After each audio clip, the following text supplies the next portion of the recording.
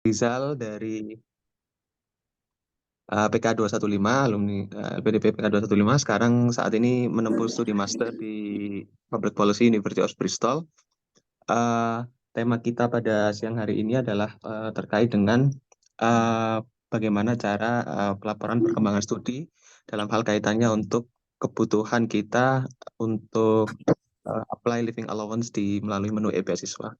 Nah, karena banyak masukan yang diterima dari Mata Garuda, Britania Raya, dan Irlandia, sehingga pada kesempatan kita di siang hari waktu UK ini, kami mengundang dari pihak LPDP. Yang pertama saya ingin menyapa ke Pak Awal, Pak Awal Ardiansyah dari tim monitoring dan evaluasi beasiswa LPDP, dan juga ada Ibu Luki Winanti serta Ibu Heilani Shefira yang pada kesempatan siang hari ini akan mengisi acara untuk laporan monitoring evaluasi di LPDP.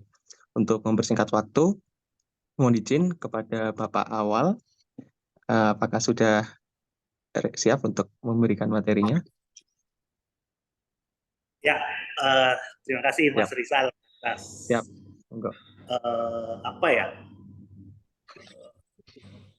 acara atau event yang sebenarnya bukan event sih, ini sebenarnya lebih kepada aku pengen discuss sama teman-teman, kan pengen tahu apa nih yang sedang terjadi di UK, update-update-nya seperti apa. Dan kebetulan nih teman-teman Mata Garuda Britania Raya kemarin Glinara telepon saya juga, teman-teman pengen nih, apalagi yang baru-baru kan apa di LPDP ini untuk update kebijakannya itu memang sekarang sangat cepat sekali. Nah, ada beberapa update-update yang teman-teman nggak sempat dapat dulu di PK, sekarang sudah berlaku di beasiswa, dan mungkin itu yang ingin saya sampaikan nanti. Mungkin ada beberapa isu juga yang akan saya berikan kepada teman-teman. Tapi sebelum saya mulai ya, mungkin ini udah lama banget juga saya nggak kenalan nih sama teman-teman kelurahan-kelurahan baru, sekarang sudah mulai banyak juga.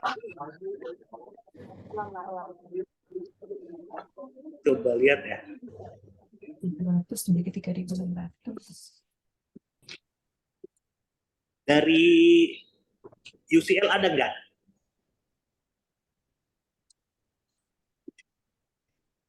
Hadir. Hadir. Banyak, Bang.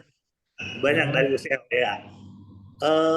Sekarang update-nya di sana di London masih, lurahnya masih satu nggak di London? Masih satu, Bang Awal. Satu lurah dan wakil lurah dia. Satu paket dia. So if we open that way. Nanti kalau misalnya mau sharing, mau apa terkait apapun itu boleh. Sengaja nih sebenarnya saya nggak ngajak pejabat-pejabat buat gabung sini biar kita enak ngobrolnya sebenarnya, kan nggak biar kayak teman gitu, kita ngobrol apa sih yang terjadi sekarang di sana di UK, supaya kita juga bisa raise sama-sama isunya nanti, dan kita bisa tahu nih sekarang kebutuhan teman-teman di UK seperti apa. Nah, untuk sesuai dengan request-nya kemarin, jadi di UK ini memang sangat dinamikanya sangat apa ya, sangat beragam sekali. Ada yang master 1 tahun, ada yang master 2 tahun, ada yang master 18 bulan, macam-macam sesuai dengan ininya masing-masing apa course-nya di sana. Nah, ini ada beberapa emang yang akan saya sampaikan nanti. Mungkin Mbak Luki bisa share screen.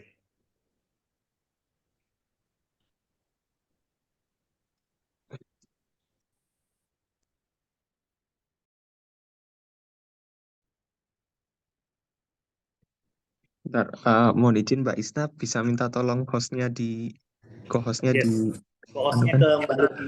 Oh iya Mbak Biar Luki. bisa share screen. Mbak Luki.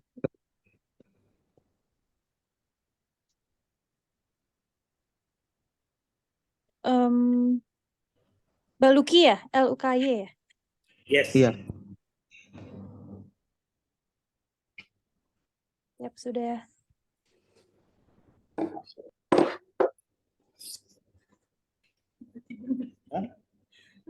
Tiba-tiba nge-blank ya.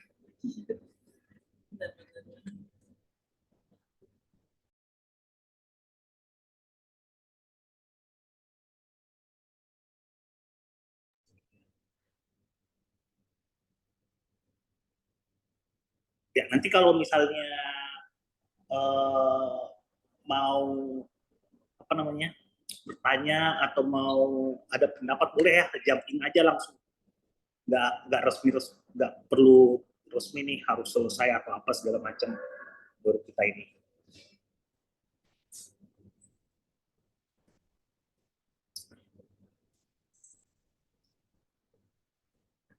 Nah, ini beberapa mungkin teman-teman di PK yang baru-baru ini mungkin sudah dapat materinya ini, tapi saya ngemodif sedikit nih materinya khusus untuk teman-teman di UK. Jadi teman-teman saat pertama kali menjadi awardee itu kan pasti dibekalin saat persiapan keberangkatan apa sih yang teman-teman harus lakukan saat menjadi penerima beasiswa. Dan yang sangat-sangat penting sebenarnya adalah ini dia melaporkan perkembangan studinya.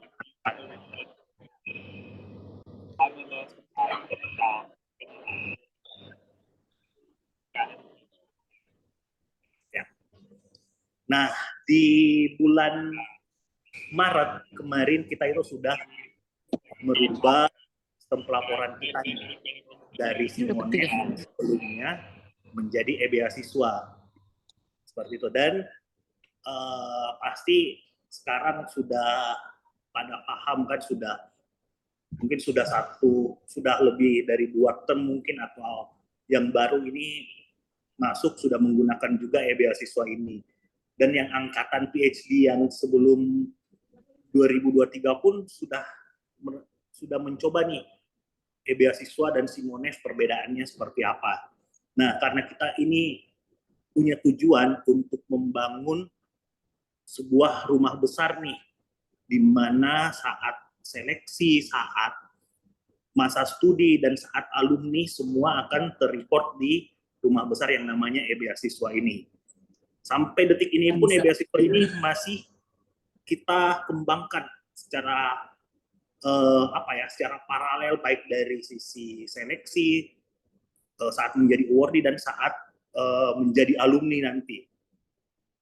Nah, tapi untuk malam ini kita fokuskan aja ke bagaimana teman-teman melaporkan perkembangan studinya, apalagi yang baru-baru nih.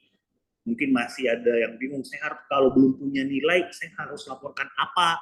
Seperti itu nanti di e-beasiswa. Nah, yang pertama, teman-teman itu harus melakukan pelaporan studinya itu per 3 bulan sekali. Kenapa per 3 bulan sekali? Karena ini adalah masa pencairan living allowance teman-teman.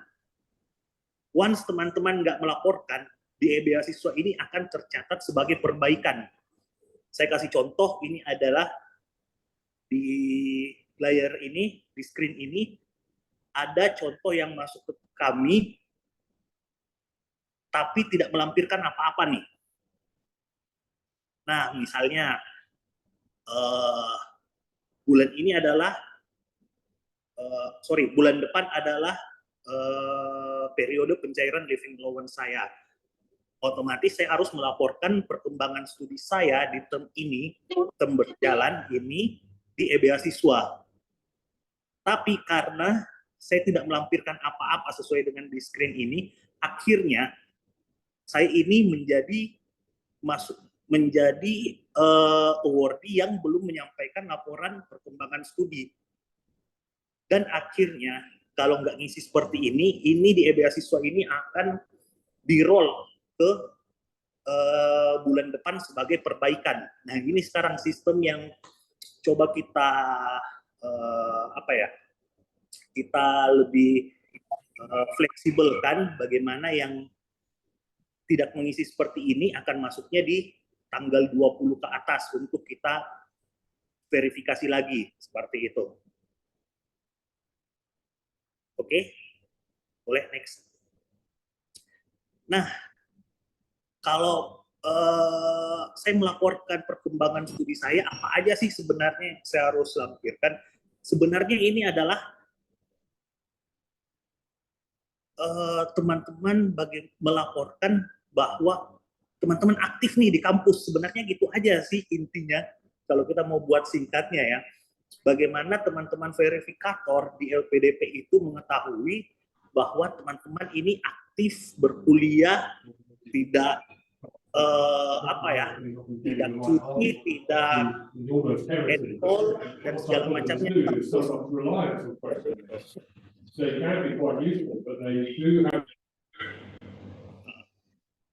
Jadi ya dokumennya apa aja yang dibutuhkan. Pertama itu ini kalau melampirkan 1 atau 2 dokumen aja ini sebenarnya sudah bisa membuktikan bahwa teman-teman lulus. Seperti salah satu teman kita nih. Nah, ini status letternya di University of Leeds. Nah, sebagai seorang verifikator di LPDP, dengan melihat status letter seperti ini, itu kita bisa lihat dia mulainya 18 September sampai finishnya 17 September. Nah, ini sudah bisa kita verifikasi bahwa teman-teman sudah enroll nih di University of Leeds. Next, contoh dokumen selanjutnya. Sama, ini status letter juga. Ini kita bisa terima sebagai bukti bahwa teman-teman aktif di kampus. Next, ini juga status letter. Boleh next lagi. Nah, ada juga yang melampirkan seperti ini nih. Dia nge-screenshot portal akademiknya. Ini juga bisa.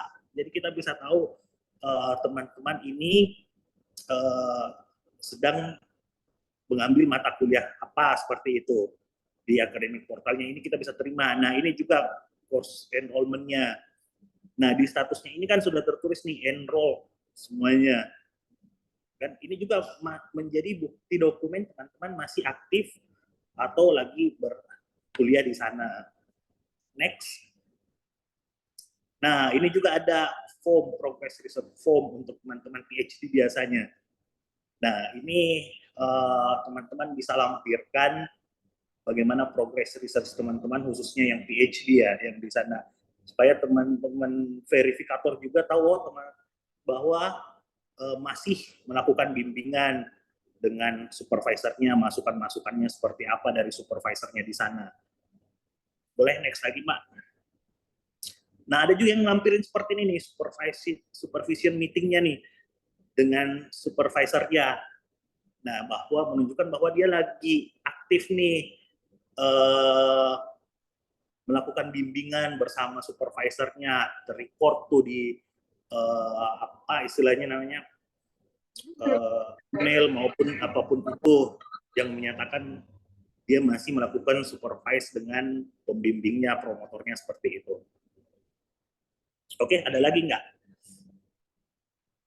Nah, ini ada beberapa, nanti saya akan share juga terkait pengajuan-pengajuan teman-teman yang mungkin dalam masa studi itu melakukan cuti akademik atau mau melakukan perpanjangan studi. Nanti kita discuss aja nih apa yang sebenarnya yang harus teman-teman lakukan, apa kondisi-kondisi teman-teman harus melakukan cuti. Karena seperti ini, banyak yang sebenarnya harusnya lebih bagus mengajukan cuti dibanding menyembunyikan kondisinya saat itu. Ada beberapa kasus di kami yang sebenarnya ya harus cuti, tapi karena nggak mau cuti akhirnya argo beasiswanya tetap jalan terus seperti itu, karena nggak mau kehilangan living allowance lah dan segala macam. Nah, nanti kita discuss aja nih soal ini. Ada juga pengajuan perpanjangan. Next slide-nya.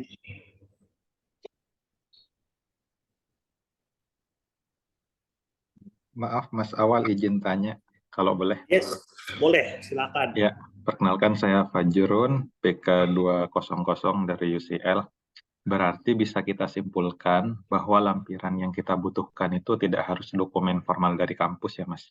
tapi Yes. dokumen valid yang membuktikan kalau kita ada progres. Seperti itu. Yes. Jadi UK ini kan salah satu negara yang awardingnya sangat banyak lah menjadi tujuan penerima beasiswa LPDP, dan kampusnya pun sangat beragam mengeluarkan dokumen. Kita sadari tidak semua awardee kita bisa mendapatkan dokumen resmi, apalagi yang PhD ya, untuk tanda tangan supervisornya itu harus per 3 bulan. Dan jadi kita memberikan semacam kebijakan, lampirin apa aja yang bisa membuktikan teman-teman masih aktif sampai term berjalan ini, mau itu bimbingan dengan supervisornya, mau lagi di kelas enrollment-nya, seperti itu sih Mas Fajrun. Baik Mas, sudah jelas. Siap. Terima kasih. Siap. Oke, mungkin next slide, Mbak. Saya coba lihat dulu apa materinya. Oh, ini sudah mekanisme penyaluran dana ya. Boleh next. Iya, lanjut aja. Nanti ini mungkin teman-teman bisa baca ya terkait kalau saya mengajukan tiket kepulangan itu berapa lama, apa yang saya harus lakukan dulu. Kan saya harus laporkan dulu kelulusan saya, apalagi sekarang nih kita punya kebijakan bisa melaporkan kelulusan sementara. Jadi bukan nunggu ijazahnya teman-teman baru bisa melaporkan kelulusannya. Berita acara FIFA atau berita status teman-teman sudah submit tugas akhirnya, itu pun kita bisa nyatakan bahwa teman-teman sudah lulus, tapi lulusnya masih statusnya sementara. Nanti kelulusan finalnya itu saat teman-teman melampirkan ijazah resminya dari kampus. Nah, kalau teman-teman sudah melaporkan kelulusan sementaranya, itu teman-teman sudah bisa mengajukan tiket kepulangan. Seperti itu sih kebijakan baru yang kami keluarkan. Oke, mungkin singkat saja, kita lebih banyak diskusi aja mungkin, karena kalau dari materi ini nanti saya bisa share ke teman-teman nanti buat dibaca-baca lagi. Kalau saya mau lakukan cuti, kalau saya lagi mau melakukan pengajuan dana seminar internasional, saya mau mengajukan dana research, itu nanti ada semua kok di sini. Oke, mungkin itu dari saya. Kita buka diskus aja nih, Mas Rizal, Linara, dan teman-teman yang lain. Kalaupun mau bertanya atau mau beri masukan kepada kami, mau sharing, mau apapun itu boleh. Kita open diskus saja. Oke, baik. Terima kasih Bang Awal atas paparannya. Sebelum saya ke yang raise hand, ini ada beberapa pertanyaan yang sudah dihimpun dari Instagramnya Mata Garuda Britania Raya dan Irlandia nih. Ada 2 pertanyaan sebelum nanti ke teman-teman yang di raise hand ya, Bang. Izin. Ya. Yang pertama ada dari Mas Rivaldo Herman, menempuh pendidikan S2 di SOAS. Ada case seperti ini. Jadi intake-nya beliau ini September 2023. Terus sudah berada di UK September 2023. Sebelumnya sudah mengajukan dana hidup bulanan LA1 untuk September, Oktober, dan November. Dan untuk pengajuan LA2, dari penjelasan yang beliau sampaikan itu seharusnya otomatis pindah ke pencairan terjadwal. Namun ketika beliau mengecek bagian tersebut tidak menemukan komponen apapun, dan tulisannya tidak ada komponen. Terus menurut beliau juga teman-teman LPDP dari SOAS itu juga sudah muncul informasi tentang LA2 Desember sampai Februari dan juga sudah update progress studi. Nah, ini intinya beliau kebingungan kenapa kok tidak ada info apa-apa di pencairan terjadwalnya. Seperti itu. Yes. Oke. Jadi case-nya ini LA2-nya tidak muncul komponen apa-apa ya, saat. Iya. Harusnya itu kan sudah masuk di schedule fund ya. Iya. Ya, ini mungkin terkait akunnya di beasiswa ya, atau pencairan terjadwal dia nggak isi. Coba aku bikin share screen ya. Yes, boleh Mbak Luki. Bentar ya. Siap, siap.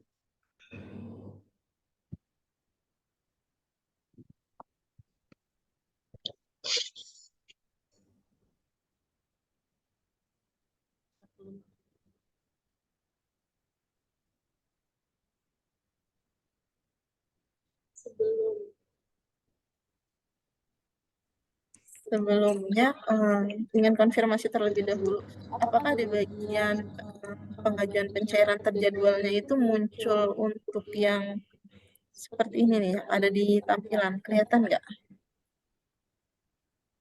Nah, ini pertanyaan dari Bentar, DM halaman Instagram. Mungkin yang bersangkutan untuk Mas Rivaldo Herman ini apakah join Zoom ini?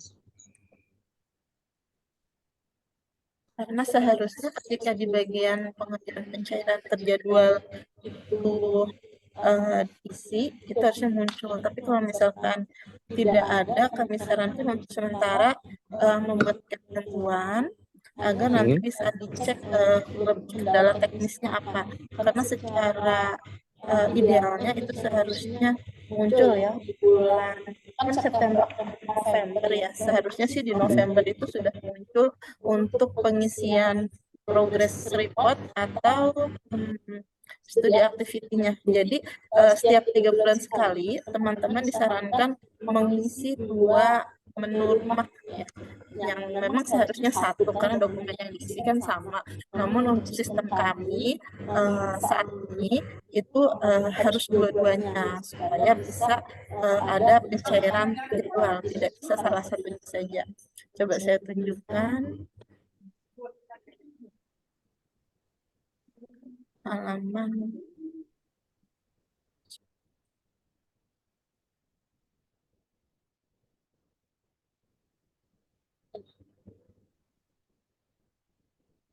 Halaman 41 yang laporan perkembangan akademik. Perkembangan studi ini wajib diisi, itu yang pertama, yang tadi telah dijelaskan oleh ruang awal 3 bulan sekali. Kemudian yang wajib diisi lagi yang akan mempengaruhi LA juga, salah satunya yaitu di bagian sebentar pencairan beasiswa. Nah, ini di pencairan beasiswa terjadwal. Jadi di setiap 3 bulan itu selain tadi perkembangan studi, pencairan beasiswa terjadwal di sini akan muncul untuk 3 bulan LA berikutnya. Nah, di sini harus diisi terkait dengan progres ya. Sebenarnya dokumennya sama, tapi secara sistem itu harus diisi dua-duanya, Mas. Kalau misalkan ada yang telat di misalkan tadi September, Oktober, November, kalau idealnya November ada untuk 3 bulan yang berikutnya. Tapi kalau misalkan di Novembernya itu nggak ngisi atau tidak ada 2 alasan itu maka selanjutnya nggak akan keproses tuh, harus dituntaskan. Yang pertama, kalau memang tidak ada, kami sarankan membuat tiket bantuan biar kita cek teknis kesalahannya di mana. Terus yang kedua, kalau memang tidak upload, itu pun secara sistem kan akan kelewat ya. Maka buat tiket bantuan juga. Jadi memang di bulan November itu Wordy harus isi, bukan Wordy yang tanya tadi itu harus isi. Jadi setiap memang 3 bulan sekali. Jadi sehingga nanti kan Desember, kemudian Januari, Februari 2024. Nah, di Februari itu harus isi untuk Maret, April, Mei, seperti itu. Mohon maaf, jadi kalau yang tadi kita belum tahu teknis alasannya kenapa tidak muncul, nanti kita sarankan tiket bantuan dulu. Ya katanya orang jauh-jauh kan orang pengen mau belanja.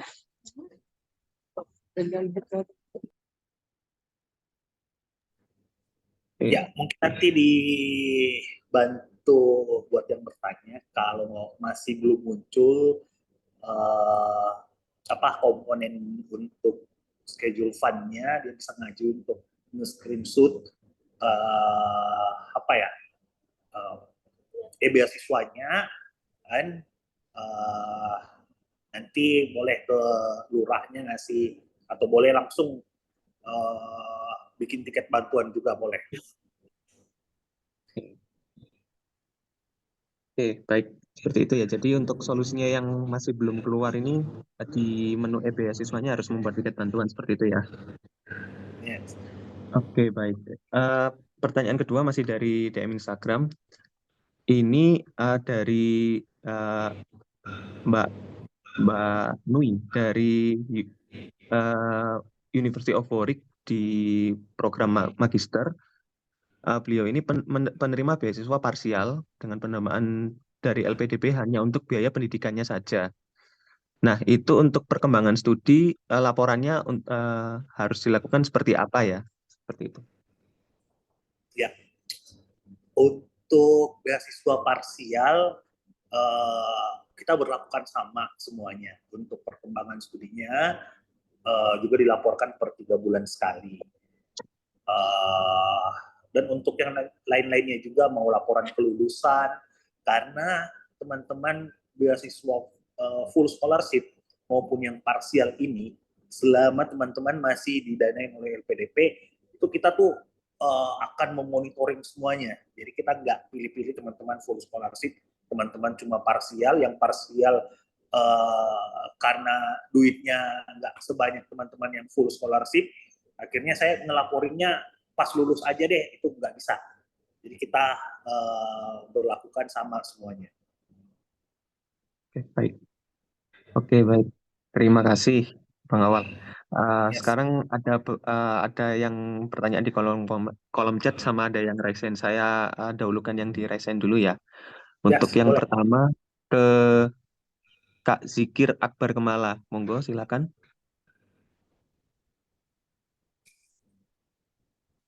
Halo, selamat malam, Mas. Ya, malam, Mas Zikir. Oke, Mas. Di UCL, perkenalkan, sebenarnya nama saya Zikir. Saya student magister. Saat ini sedang kuliah di UCL. Jadi kan di UCL ada sistem namanya Moodle, Mas. Di situ kan ada tuh presentasi-presentasi, misalnya di satu course kita udah komplit sekitar 6%, 10%. Itu juga bisa kita lampirkan kan, Mas, sebagai support dokumen untuk pengajuan di Dana LA di bulan Desember sampai Januari ya, Mas ya. Nah, Mas, Kalau boleh tahu, di case saya ini, Mas, di aplikasi yang saya punya, itu saya kan ngambil 10 mata kuliah.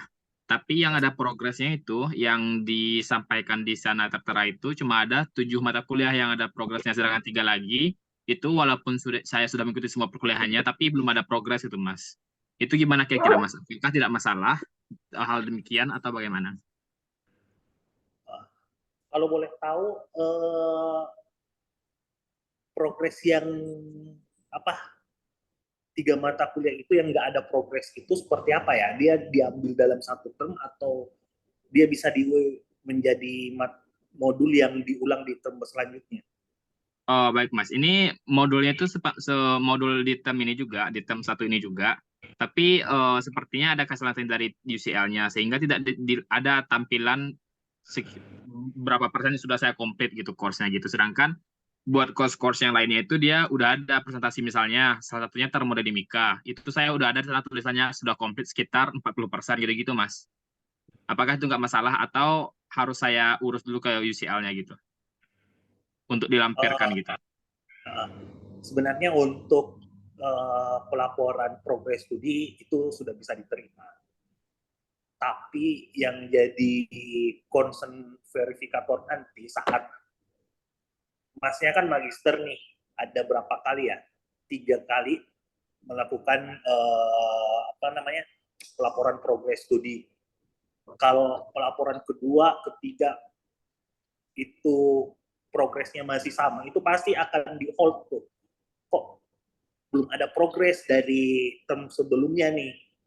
Dan pasti akan di hold dan mungkin AR-nya, verifikatornya itu akan memberikan catatan nih untuk Mas Zikir, kira-kira ada nggak update dokumennya yang dilampirkan yang terbaru seperti itu? Kalau update dokumen itu sendiri bagaimana menurut maksudnya gitu Mas? Apakah itu dari misalnya tugas-tugas yang saya submit atau bagaimana gitu? Dokumen apa yang Eh, diminta gitu? kalau misalnya yang tadi progres modulnya 30%, kan di 3 bulan selanjutnya atau di pengajuan kedua atau ketiganya itu kalau masih 30% pasti akan ada pertanyaan nih dari verifikatornya atau dari AR-nya nanti. Seperti itu sih Mas. Tapi kalau sudah ada progres, walaupun dari 10 modul itu, 7 modulnya ada progres terus, nah itu pasti aman kok living allowance-nya. Oke Mas. Makasih banyak Mas. Siap. Oke, baik. Terima kasih. Lalu pertanyaan selanjutnya dari yang satu lagi dari yang resen ke Kak Ali. Silakan Kak Ali. Oke, terima kasih Kak Rizal atas kesempatannya. Selamat malam, Pak Awal ya. Yes. Oke, salam kenal. Sebelumnya saya Ali, sekarang sedang menempuh studi magister di King's College London. Saya mau konfirmasi saja, tadi kebetulan sudah dijelaskan bahwa banyak dokumen dan jujur kalau saya lihat ini lumayan fleksibel dan kami terima kasih untuk fleksibelnya itu yang menyatakan bahwa kami masih menempuh studi di negara masing-masing. Itu satu, saya ucapkan terima kasih. Kedua, mungkin saya mau tanya untuk progress report ini kan dilakukan 3 bulan sekali. Nah, kebetulan memang sudah pas saya coba iseng cek di beasiswa sudah muncul gitu kan untuk yang scheduled funds-nya untuk periode berikutnya. Nah, untuk pencairan yang untuk dana apa ya yang diterima yang sudah saya terima gitu kan berarti dari September karena saya mulai intake-nya dari September.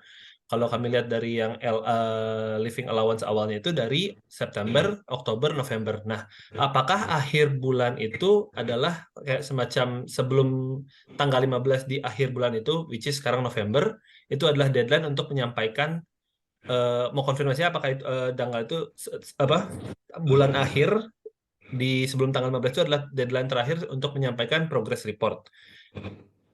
Apakah betul demikian? Nah, yang seperti ini nih yang kebiasaan kita nih yang suka deadline ya. Semakin deadline itu semakin seru gitu ya. Kan? Jadi ya sebenarnya sih gini teman-teman ya. Teman-teman itu bisa melaporkan progres studinya ini only 5 minutes sebenarnya. Cuma 5 menit itu sebenarnya sudah bisa melaporkan. Saya aktif nih. Dan ini butuh satu dokumen aja, saya buka beasiswa saya butuh satu dokumen, udah selesai itu pasti. Oke. Nah, tapi karena apa ya mungkin kesibukan kita juga masing-masing di kampus, jadi ada yang agak telat, ada yang sudah mepet waktunya, baru mengupdate progres studinya seperti itu. Sebenarnya di beasiswa ini karena dia sudah apa istilahnya ya? Kalau istilahnya kemarin ya Mbak ya, dia sudah ngekunci tuh. Once kita lewat masa pelaporan itu akan di-roll ke masa perbaikan. Seperti itu. Nah, jadi kalau saran saya sih mending teman-teman saat sudah masuk bulannya, sudah tanggal 1, kan nggak perlu tunggu tuh sampai tanggal 15 atau sampai tanggal 20. Buka aja beasiswanya, lampirin 1 file, 2 file, kan udah selesai. Oke. Gitu. Oke, karena sebelumnya waktu saya coba cek untuk scheduled funds, saya udah sempat baca itunya juga belum muncul gitu. Nah pas ada rekan yang kebetulan share screen tentang menu scheduled funds itu, saya coba cek lagi, ternyata baru muncul karena beberapa hari yang lalu entah antara 2 hari atau 3 hari yang lalu saya cek belum ada gitu. Makanya pas saya mau konfirmasi lagi apakah di bulan tersebut itu di akhir bulan tersebut yang which is November itu apakah deadline tenggat waktunya gitu. Karena kemarin belum sempat muncul gitu masa awal gitu. Iya, jadi manggil schedule fund-nya itu bergantung. Jadi teman-teman ini terbagi nih. Ada yang schedule fund-nya mulai dari bulan ini, ada yang dari bulan depan. Itu kan apa ya, sesuai dengan pembagiannya itu tuh dari tim IT kami untuk manggil siapa nih yang akan masuk periode pencairannya. Nah, itu setiap tanggal 1 sebenarnya itu teman-teman sudah bisa buka apakah sudah muncul nih komponen untuk pengajuannya sudah bisa mengupdate enggak nih. Sebenarnya kami sudah buka tuh, kami sudah minta di tim IT kami mulai dari tanggal 1 itu sudah dibuka, teman-teman sudah bisa melakukan update progress studi itu. Seperti itu. Oke, siap. Terinspirasi Mas Awal. Siap. Thank you, Mas Ali. Baik, terima kasih. Awal ini move sebentar ke pertanyaan di kolom chat ya. Nanti kembali lagi ke yang recent. Ada beberapa pertanyaan ini dari Kak Elizabeth Sarah. Ini pertanyaan, ada cut off point nggak untuk pencairan untuk periode Desember sampai cut off date-nya untuk pengajuan Desember sampai Februari 2024? Maksudnya cut off point seperti apa ya? Maksudnya terakhir ngisi mungkin ini. Pengisian paling lambat tanggal berapa? Iya. Memang kita ini ya suka banget yang akhir-akhir. Dan sebenarnya kalau di sistem kita 20 ya terakhir ya. 15 Iya, pokoknya antara 15 sampai 20 teman-teman ngisi di periode tanggal 15 sampai 20 ya itu mudah-mudahan nggak ke-roll di tanggal 20-nya untuk perbaikan. Jadi sebaiknya ngisinya dari tanggal 1 sampai 14. Karena itu sudah jelas tuh pasti akan masuk di verified di periode schedule fund-nya, bukan periode perbaikannya. Baik. Karena kalau masuk di perbaikan itu waduh, itu banyak kejadian juga tuh di proses pengajuan surat perintah bayarnya, di banknya, itu kalau yang diperbaikan tuh udah macem-macem tuh di situ.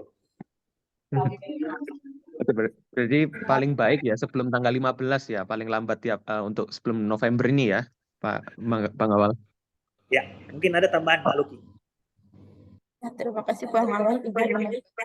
Untuk yang perbaikan itu pun yang diupdate atau yang diperbaharui tidak hanya bagian progres studi akademik, tapi bagian yang beasiswa yang terjadwal tadi itu ya, pengajuan pencairan terjadwal. Jadi itu pun harus dilampirkan dokumen terbarunya. Jadi 2 rumah itu, progres studi dan pengajuan pencairan terjadwal. Terima kasih.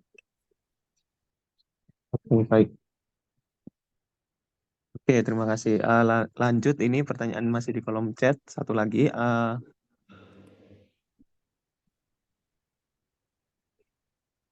Ini pertanyaan dari Mbak Anggita. Jadi ini saya rasa sudah bisa dijawab. Jadi pertanyaannya adalah untuk laporan perkembangan studi bagian akademik term 1 diisi ketika sudah mendapatkan GPA, nilai IPK, atau saat ini juga untuk pencairan LA456. Jadi hasil studi teman-teman itu bukan menjadi kewajiban juga teman-teman melaporkan, tapi kita sediakan kolom untuk melaporkan itu sebagai monitoring kami juga, itu buat mitigasi kami kalaupun teman-teman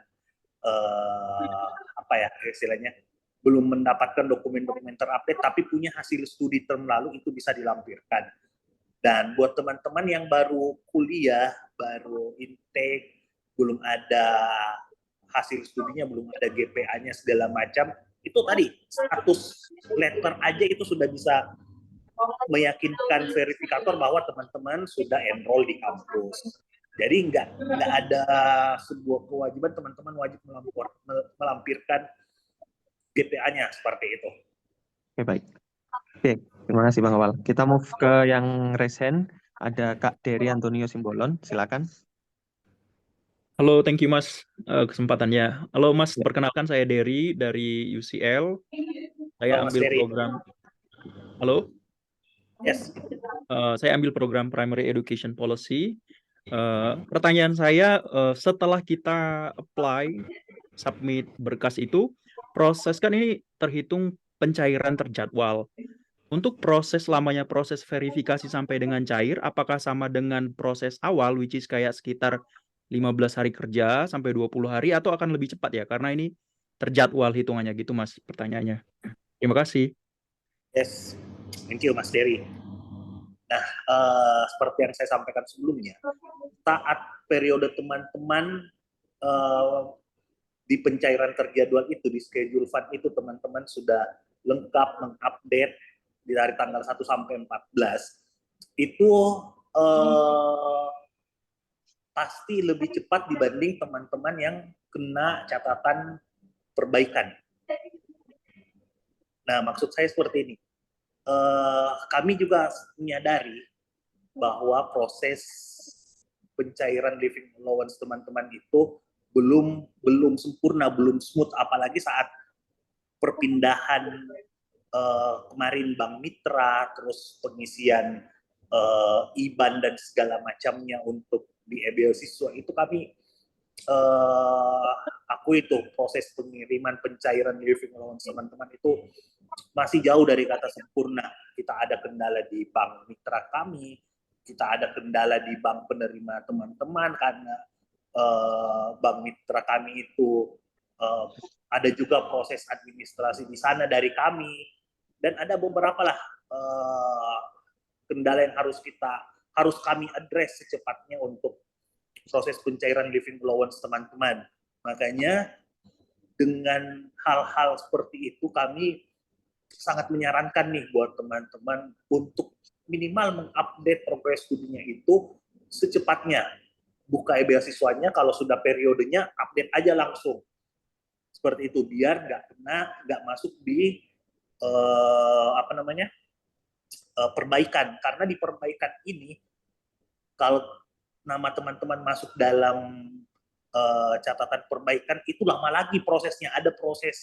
Ada satu probis di kami yang perbaikan ini, karena di perbaikan ini ada beberapa tipe nih, yang ada yang belum update, ada yang emang dari semester lalu dari term lalu nggak dicairkan, jadi ada mungkin kayak missing orangnya, atau memang dari kampusnya tidak ada update juga dari anaknya juga, dan yang bermasalah seperti itu.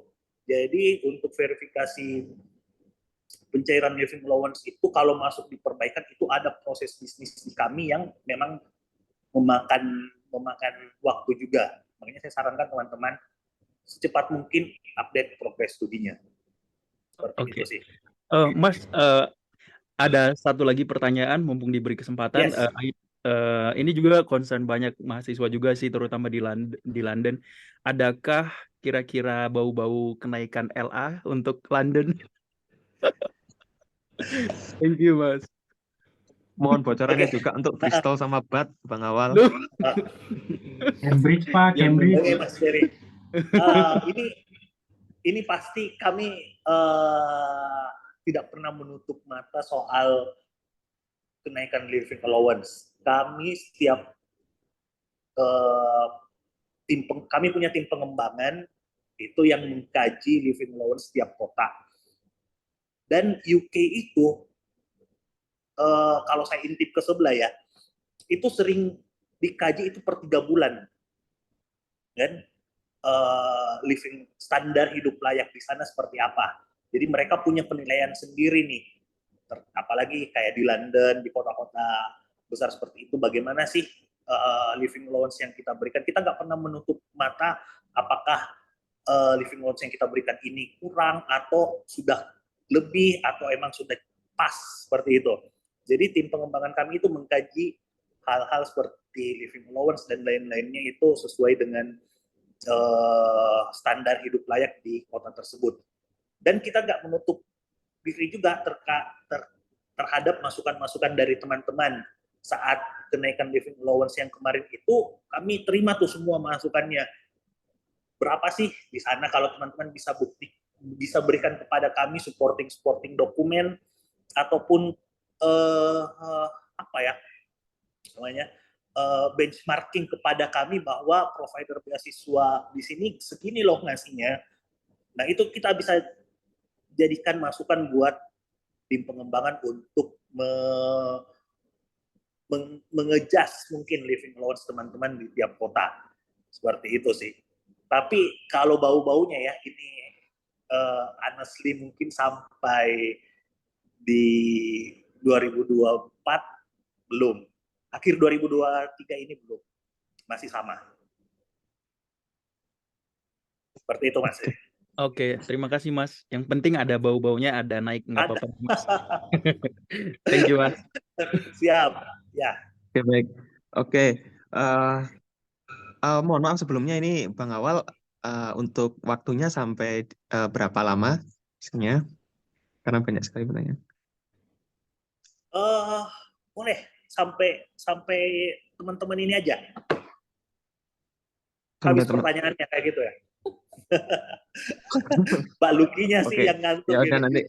Siap, oke. Ya, sambil mengalir ya. Oke. Kita Yes, saya mau aja. ke Mas Yohan Rubiantoro yang resign, silakan. Terima kasih. Salam kenal Mas Awal. Perkenalkan nama saya Yohan Rubiantoro. Saya mahasiswa tingkat akhir di University of Nottingham. Ambil PhD di bidang pendidikan. Saya ingin menanyakan tentang penghitungan dana bulanan bagi awardee tingkat akhir, khususnya di bulan terakhir, Pak Awal. Saya sudah membaca buku panduan di halaman 18, 19, dan juga lampiran J, tapi saya belum memahami secara mendetail. Jadi, yang saya ingin tanyakan gini, saya mendapatkan pembiayaan LPDP dari 1 Oktober 2019 sampai dengan 30 Maret 2024. Nah, yang ingin saya tanyakan, perhitungan sampai kapan saya mendapat dana hidup bulanan di bulan akhir ya, itu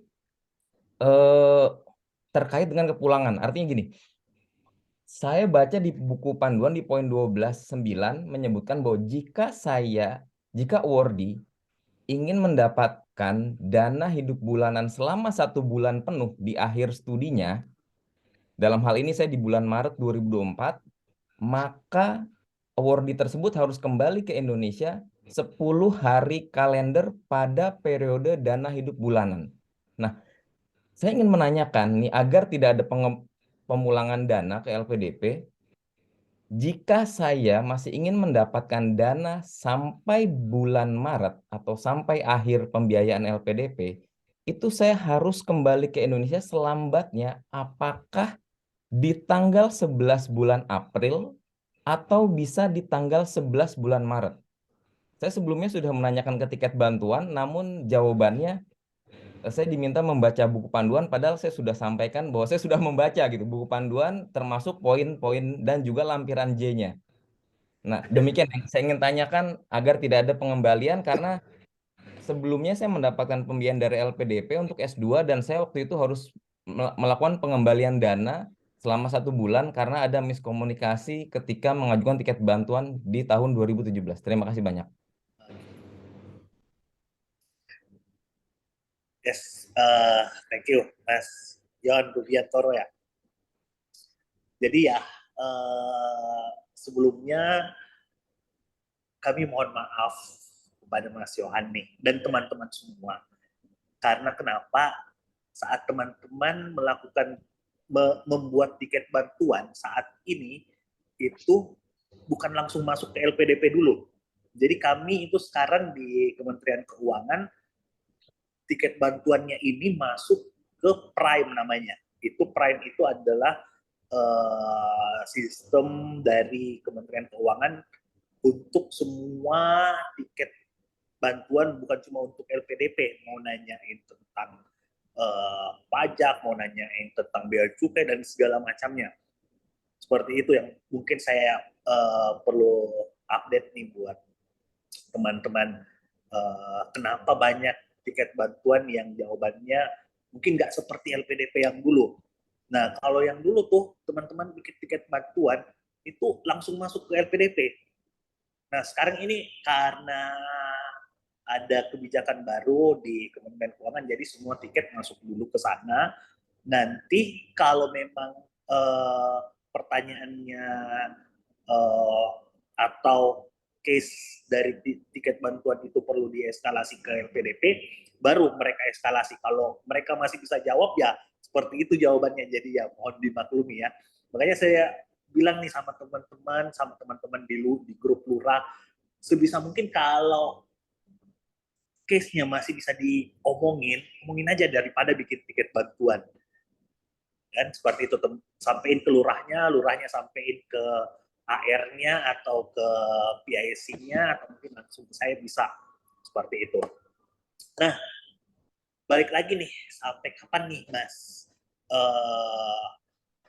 Johan bisa menerima living allowance terakhir dan kepulangannya paling lambat kapan, seperti itu ya Mas ya? Ya, Case di 2017 mungkin Mas Johan pernah ada miskomunikasi sehingga living allowance terakhirnya itu dicairkan dan diminta pengembalian, seperti itu ya? Ya, betul. Nah, ini nih yang poin pentingnya sebenarnya. Saya sering ngomong nih kepada teman-teman awardee, kepada teman-teman saat kami kunjungan ke kampus ataupun kita sharing-sharing seperti ini, bahwa teman-teman saat menjadi penerima beasiswa ini, disinilah diuji integritasnya teman-teman sebenarnya. Maksudnya seperti apa? Kadang tim kami kan apalagi tim pencairan keuangan, itu salah pencet angka aja atau salah ngirim aja, itu bisa nyampe nih kepada teman-teman duitnya walaupun mungkin bukan living allowance-nya. Seperti itu. Seperti kemarin ada case, ke double kliknya mungkin dia nerima 6 bulan living allowance. Jadi seharusnya 3 bulan, terkirimnya 6 bulan. Dan ini kalau anaknya nggak melapor langsung, ini kami nggak akan tahu saat itu. Dan mungkin ketahuannya nanti saat dia lapor kelulusan, atau saat ada audit internal, atau saat ada pemeriksaan dari BPK mungkin, atau dari KAP. Nah, hal-hal seperti ini, kenapa saya bilang di sini di integritas teman-teman diuji nih saat menjadi penerima beasiswa, karena ada hal-hal seperti ini yang mungkin bisa terjadi nanti saat teman-teman melakukan studi.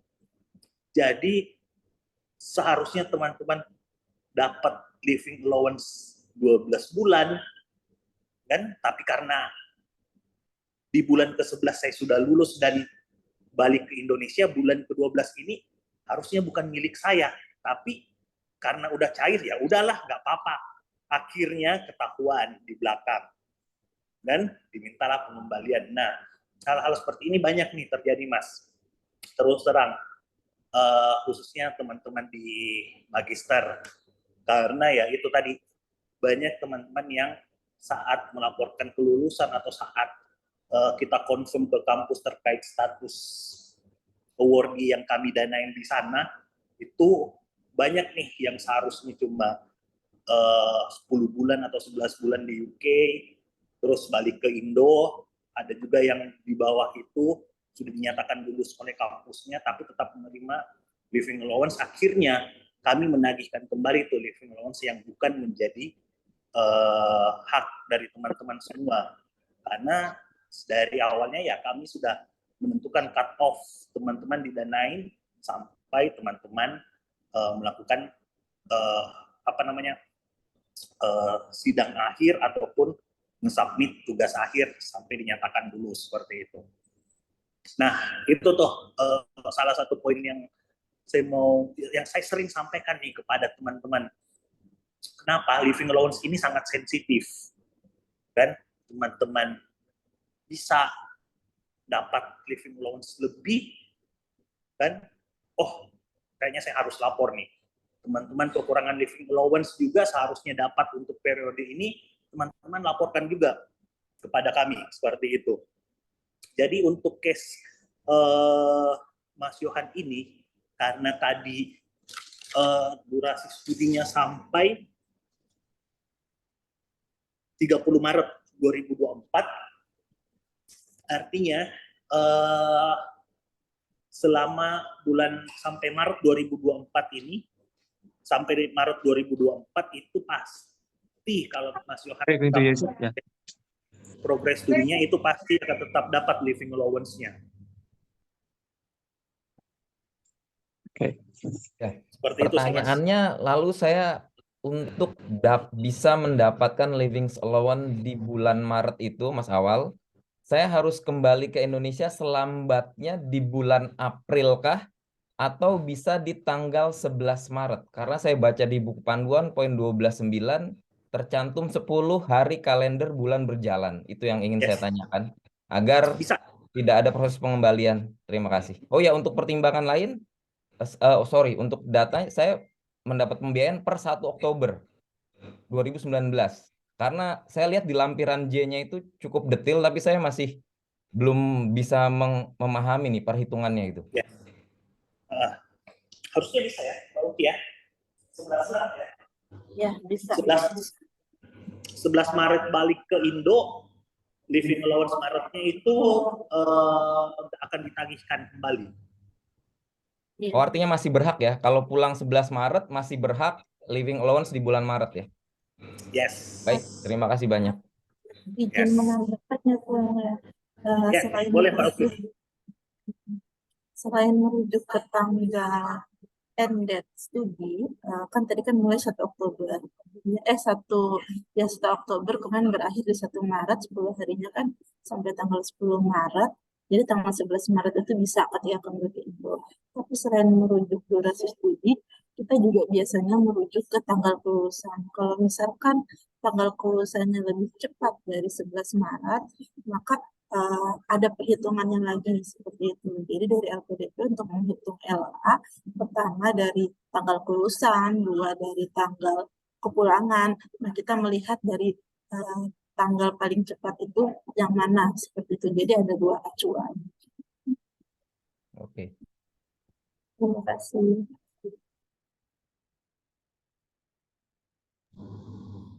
Terima kasih. Thank you Mbak Uki.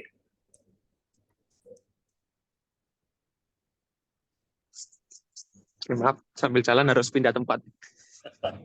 Oke. Ini ada pertanyaan di kolom komentar dari Mas Habibur Rahman, ini tadi kelewat. Jadi pertanyaannya ini kalau untuk case-nya PhD. Sebentar.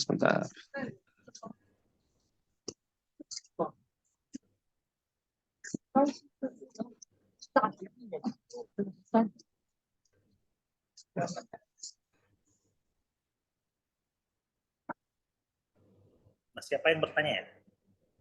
Mas Habibur Rahman, case-nya PhD. Nah, ini untuk kalau PhD student itu suratnya bisa nggak kalau yang dikeluarkan bisa tidak ya kalau surat tersebut dikeluarkan oleh supervisor saja dengan rincian ketercapaian pada term yang dilaporkan, seperti itu.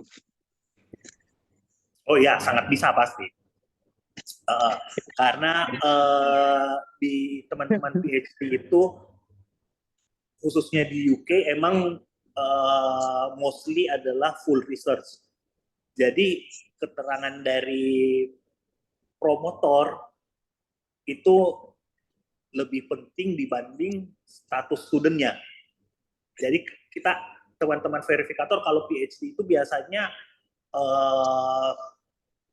nge-verif pertama itu update dari supervisornya, yang kedua baru status letternya, status studentnya. Jadi untuk teman-teman PhD apapun bentuknya, mau seperti tadi ya, supervision meeting, email dari supervisornya, form yang ditandatangani supervisor, apapun itu bentuk update dari supervisornya teman-teman, itu menjadi poin sangat penting untuk teman-teman di PhD. Seperti itu, Mas. Oke, baik. Oke, terus ada di kolom komentar seperti ini, Bang Awal. Kalau misalnya kurang lebih sama ya, jadi kayak misalnya untuk isi judul tesis belum ada, IPK belum ada, transkrip dan lain-lain, jadi pakai dokumen yang ada dulu, seperti itu ya. Betul. Jadi fleksibilitas teman-teman untuk mengupdate progres studinya apalagi teman-teman yang di master itu, kami sangat membuka apapun bentuk dokumen yang bisa membuktikan teman-teman masih berada di lokasi studi dan masih studi di sana, masih intake di sana. Oke, baik. Sekarang move ke yang pertanyaan di raise-nya untuk Kak Utari Reski, silakan. Oh iya, sebentar saya keluar dulu. Akan Mbak Utari. Mbak Utari ada? Halo? Ada Mas? Bentar. Oke, silakan, Mbak. Belum saya keluar ruangan dulu.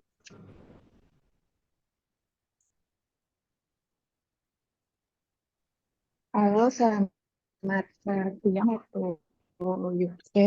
Awal, perkenalkan saya Utari. Sekarang sedang menempuh master di University of Manchester. Saya sebenarnya baru sampai UK itu di tanggal 7 Oktober karena ada permasalahan visa, tapi saya sudah mengikuti perkuliahan dari Indonesia di bulan September melalui via online. Nah, saya ingin bertanya yang pertama, apakah saya bisa mendapatkan living allowance di bulan Septembernya, karena saya sebenarnya sudah membayar untuk sewa rumah dan segala macam karena perkiraan waktu itu datang ke UK-nya di bulan September.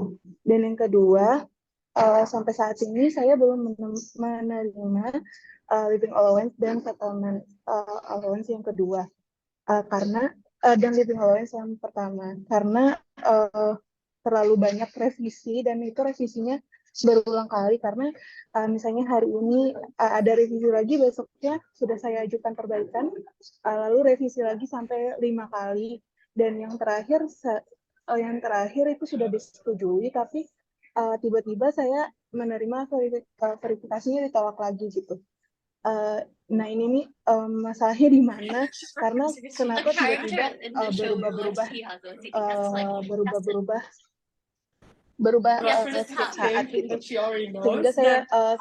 sehingga menghambat saya untuk menerima biaya kedatangan dan segala macam. Dan yang ketiga, karena sampai saat ini uang LA dan FA saya belum cair, apakah nanti saya ikut term pencairan terjadwalnya di term berikutnya atau bagaimana, Mas? Terima kasih. Ini Mbak Utari ini sempat nyampein nggak ke Mas Ares atau Mas Arfan case-nya bahwa ini kan sudah November kan? Iya, belum sih Mas, karena saya masih berusaha waktu itu, masih nanya ke teman-teman, dan saya masih berusaha untuk revisi-revisi. Nah, saya baru tahu saya ditolak lagi setelah disetujui pertama kali itu baru tadi siang ini, jadi sangat ini sih, dan kebetulan ada kegiatan ini. Jadi saya udah menanyakan lewat video call juga tadi dan sudah nanya ke Fikban, cuma memang belum ada keputusan karena saya disuruh menunggu terus. Sedangkan saya ini udah mau lebih dari 1 bulan dan keuangan saya sudah menipis. Makanya I feel you lah Mbak Utari.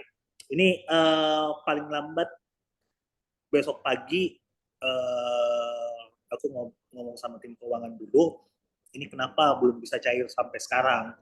Ini udah sebulan lebih loh.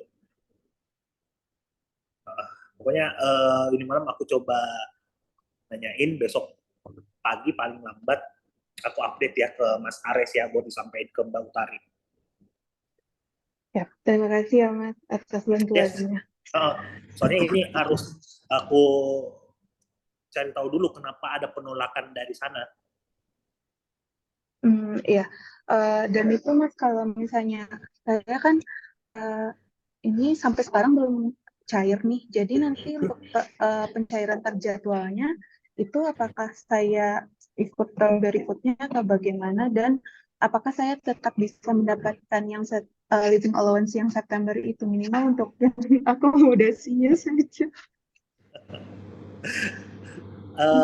Untuk itu aku belum bisa pastikan sebelum aku ngecek dulu ke tim pembayaran nih. Itu Mbak Utari masuknya di periode kapan, terus bisa cairnya yang dari apakah dari September saat masa berlaku LOE-nya atau nanti saat 7 Oktober nih, saat Mbak Utari udah di UK. Aku harus confirm dulu ke sebelah baru bisa jawab. Oke, baik Mas. Pokoknya Mohon bantuannya. yes, ini malam aku tanyain, mungkin besok pagi lah aku sampaikan update-nya ke Mas Ares ataupun ke Mbak Utari ya. Siap. Terima kasih Mas Awal. Thank you Mbak Utari. Oke. Baik, move lagi ke yang resen, Mas Nabil Faradi, silakan.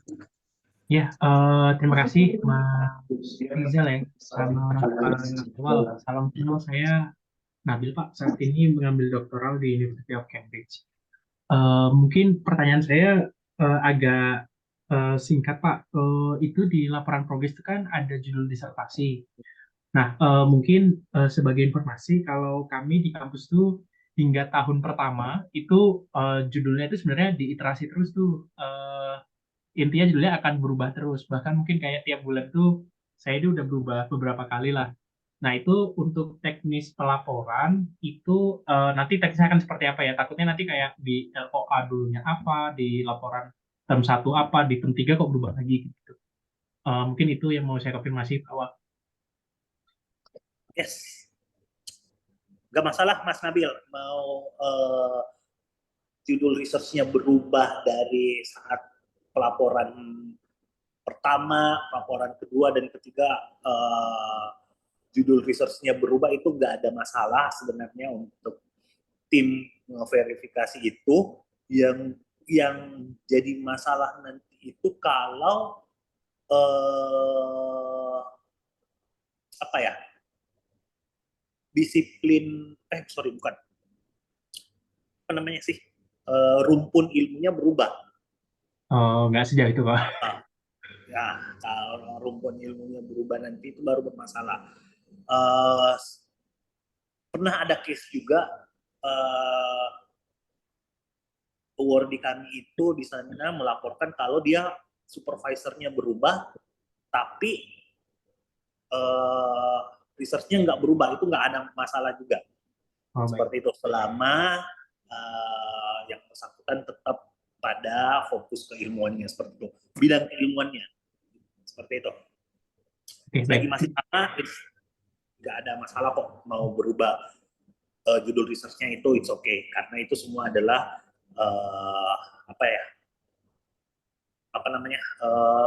dari supervisor, prosesnya bagaimana membuat research teman-teman jadi lebih bagus ke depan, seperti itu sih Mas. Baik, terima kasih Pak Awal. Yes, thank you Mas Nabil.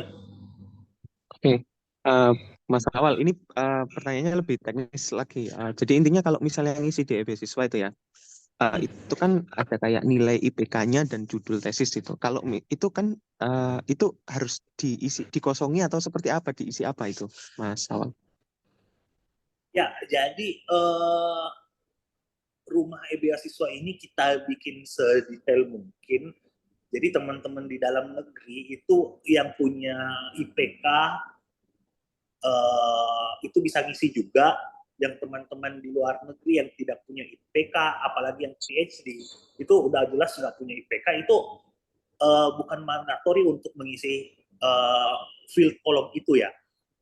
Nah, jadi kenapa tim IT membuat sedetail itu supaya teman-teman bisa yang melaporkan studinya, baik yang di dalam negeri maupun yang di luar negeri, bisa menggunakan.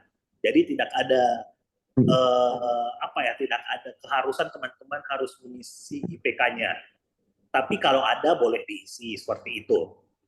Kalau misalnya saya seperti ini kan barusan mulai 2 bulan belum ada IPK-nya itu, saya belum cek sih itu apakah dikosongi, itu benar-benar bisa dikosongi atau harus diisi sesuatu itu?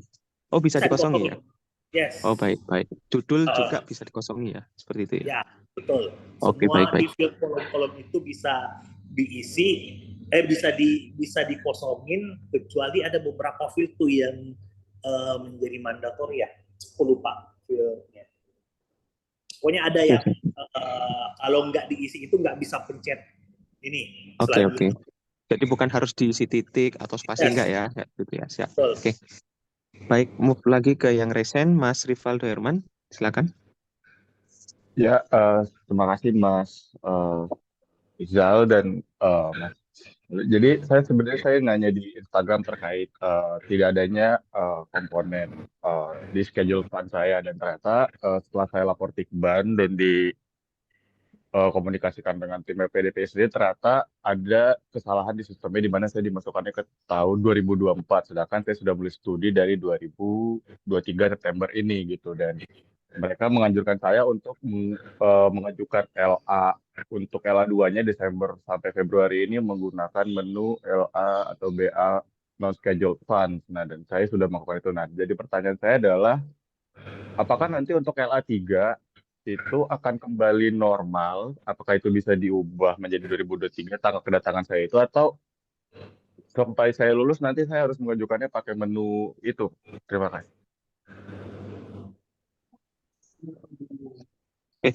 Ini yang tadi dijawab oleh Mbak Bia melalui direct message ke saya. Ini yang tadi itu diminta untuk mengajukan LA non scheduled fund lewat beasiswa untuk periode ini.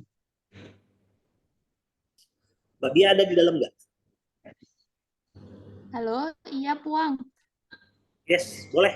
Jump in aja Mbak. Ya, ya jadi izin tadi udah kami konfirmasi ke bagian PIC penyaluran. Kalau misalkan yang case kayak gini itu biasanya karena salah apa tuh namanya mengisi tanggal kedatangannya gitu. Jadi kalau misalkan yang kayak gitu bisa mengajukan SA atau LA atau BA di menu yang non schedule fund gitu.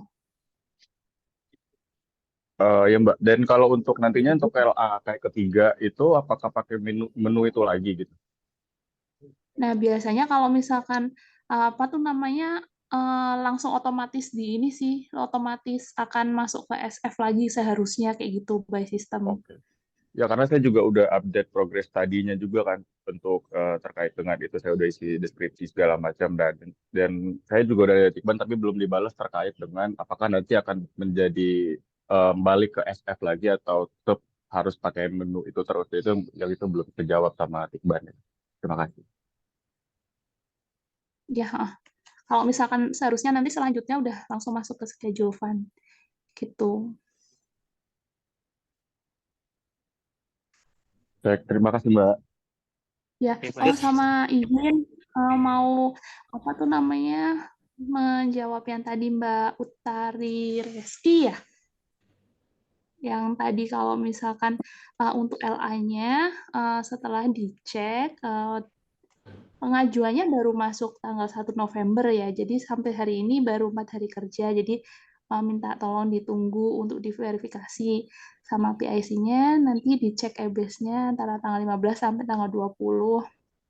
Terus kemudian juga untuk yang settlement allowance-nya sempat bermasalah ya, kalau nggak salah IBAN-nya juga sempat salah, jadi nanti bisa diperbaiki terlebih dahulu Mbak, gitu. Makasih. Oke, baik. Oke, thank you update-nya Mbak Siap. Bia. Terima kasih.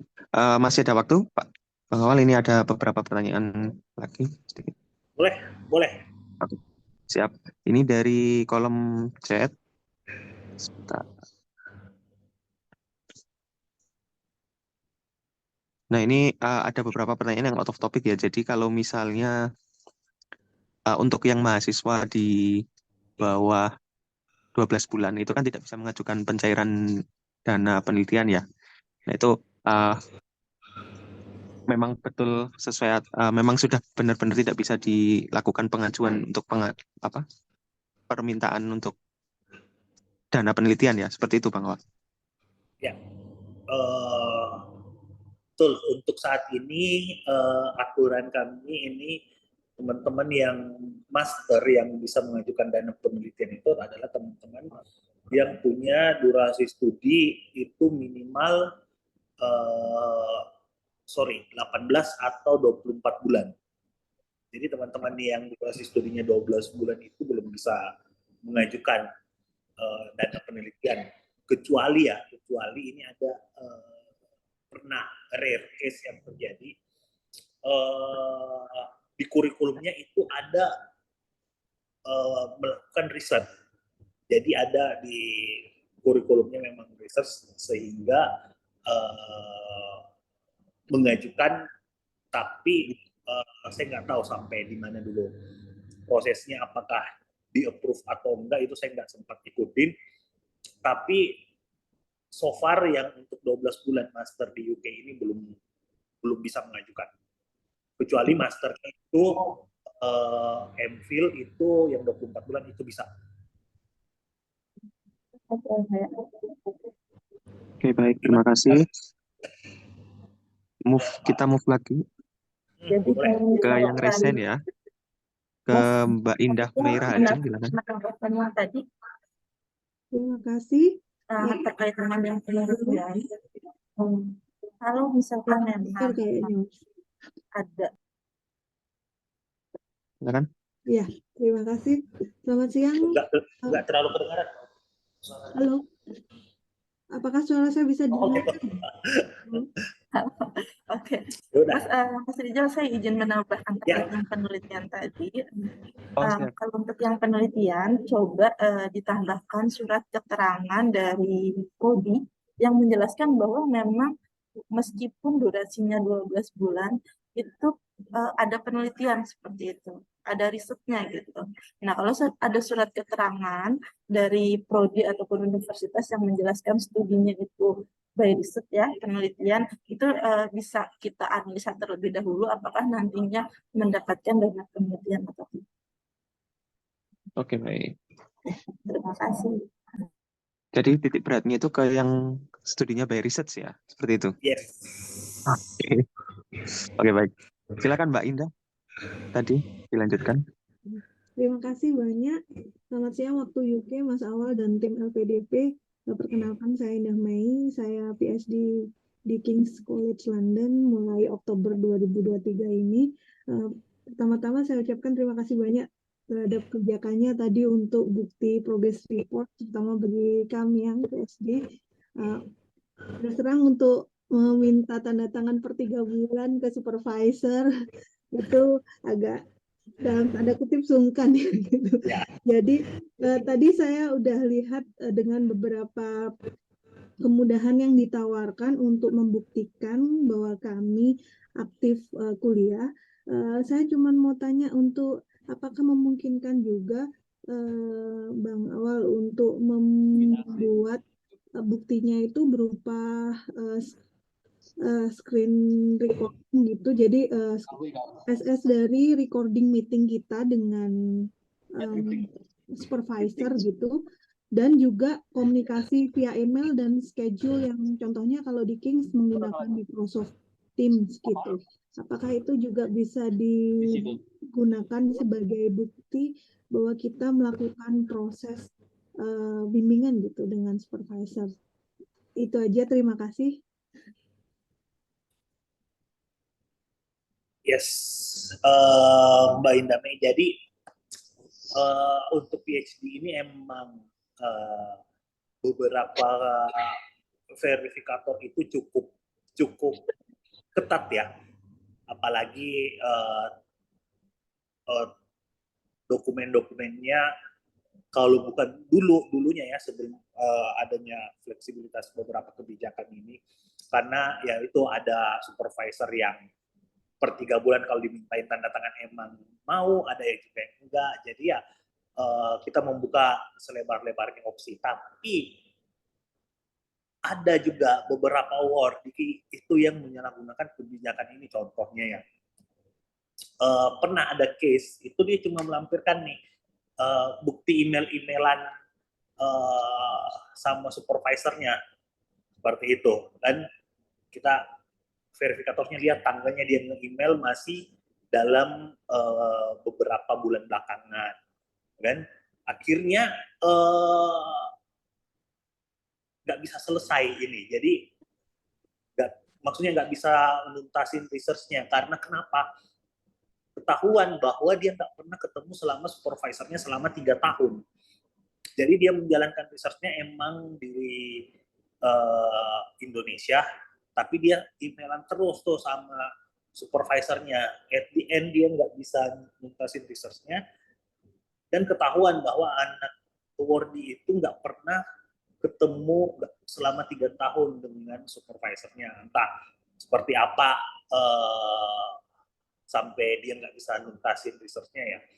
Seperti itu. Jadi akhirnya kita ngasih itu waktu kebijakan bahwa teman-teman yang melakukan riset di luar negara studi itu paling maksimal itu 1 tahun. Dan kita berikan living allowance sesuai standar UK, teman-teman riset di Indonesia itu paling lama 1 tahun. Selebihnya kalau teman-teman tinggal di Indonesia, cuma email-emailan sama supervisornya, itu kita akan adjust living allowance-nya. Ya kan? Seperti itu. Nah, ini nih yang menjadi PR di kami juga, karena ya kita sadar PhD itu nggak bisa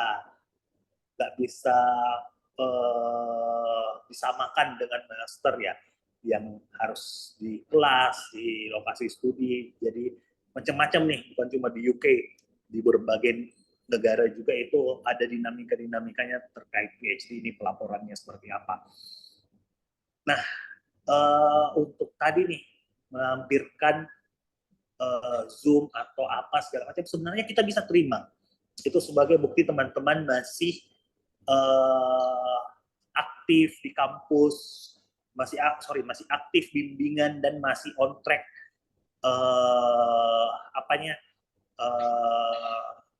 jadwal bimbingannya ataupun risetnya masih dalam pembahasan dengan supervisornya ya.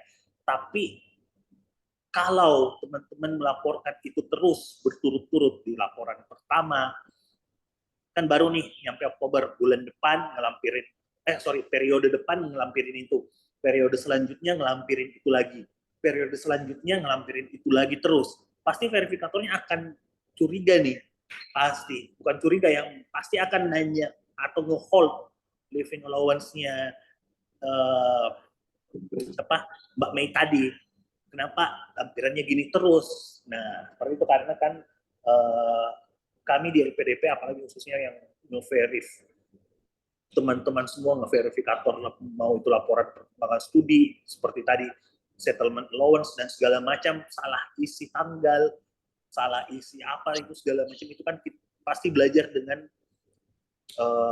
pengajuan-pengajuan yang lalunya. Jadi ya mungkin kalau bulan untuk living allowance selanjutnya ngelampirin itu, untuk periode pelaporan selanjutnya mungkin kalau masih sama dan ditolak ya mungkin itu salah satu cara verifikatornya untuk melihat progres research-nya teman-teman, seperti itu sih. Baik, terima kasih. Halo, baik, terima kasih banyak Bang Awal, tadi udah jelas, jadi jawabannya memang kami juga mempertimbangkan mungkin kalau setelah 6 bulan, kan ini 3 bulan pertama Desember ini, karena saya mulai Oktober seperti itu. Untuk selanjutnya saya memang berencana untuk meminta surat resmi karena udah 6 bulan, dan setelah 9 bulan kami memang ada upgrade dari MPhil to PhD itu, jadi pasti ada kayak yang lebih resmi gitu. Jadi terima kasih atas jawabannya, sudah sangat jelas, dan kebijakannya. Terima kasih. Oke, thank you Mbak Mei. Oke, terima kasih. Ini ada beberapa pertanyaan dari kolom chat, coba saya rangkum. Jadi yang pertama ini, kalau begitu nanti 6 bulan terakhir masa studi, ini disebutkan kalau pencairan LA menjadi setiap bulan. Nah, itu update perkembangan studinya juga harus setiap bulan atau tetap per term? Yang pertama. Yang kedua, ini ada follow up question dari arahan yang tadi ya. Jadi untuk case-nya mahasiswa PhD ini di beasiswa, GPA, CGPA dan lain-lain ini harus wajib diisi, Pak Pengawal. Jadi bagaimana? Terima kasih. Oke, GPA harus diisi Mbak, walaupun itu strict ya. Ya, harusnya tidak sih, kami sudah request ke tim IT untuk GPA itu bukan merupakan mandatory untuk diisi, tapi kalau harus diisi untuk strip aja atau titik atau kosong itu sebenarnya nggak masalah buat teman-teman, apalagi yang PhD yang nggak ada GPA-nya. Tapi kita sudah request ke tim IT bahwa jangan buat GPA ini merupakan yang wajib diisi, seperti itu sih. Oke, baik. Terima kasih. Ini pertanyaan pertama tadi, tadi bisa dikosongi atau di strip ya, dicoba seperti itu. Terus ini nanti ada pertanyaan, kalau nanti 6 bulan terakhir masa studi disebutkan pencairan LA itu menjadi setiap bulan. Nah, ini apakah update perkembangan studinya itu harus setiap bulan atau tetap per term? Nah, ini nih yang salah satu kebijakan kan yang baru juga. Jadi teman-teman kalau nggak salah di 3 bulan ya, 3 bulan bukan, kayaknya bukan 6 bulan, 3 bulan durasi studi terakhir selama 3 bulan terakhir itu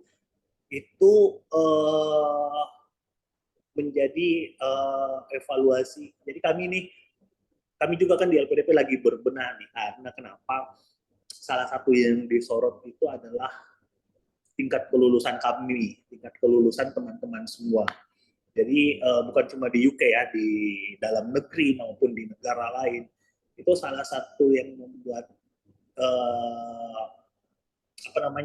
membuat kami disorot itu adalah tingkat kelulusan awardee kami.